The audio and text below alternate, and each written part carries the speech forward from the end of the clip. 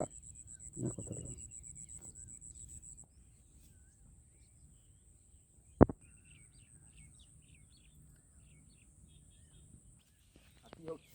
अद्भुत नजारा देखा मिली कोलपाली ग्राम रे हाथी पाहा चिन्ह देखा मिली। राति रे 2टा समय रे हाथी आसवा नहीं आशंका करा जायछि।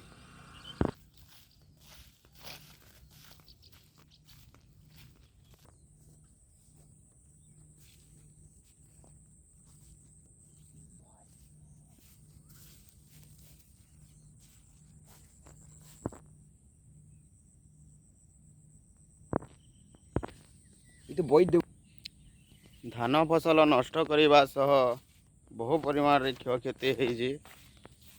जंगल काटिबा द्वारा सहरांचल अभिमुखे हाथी आपण मैंने देखिपे यह तार पाद चिन्ह।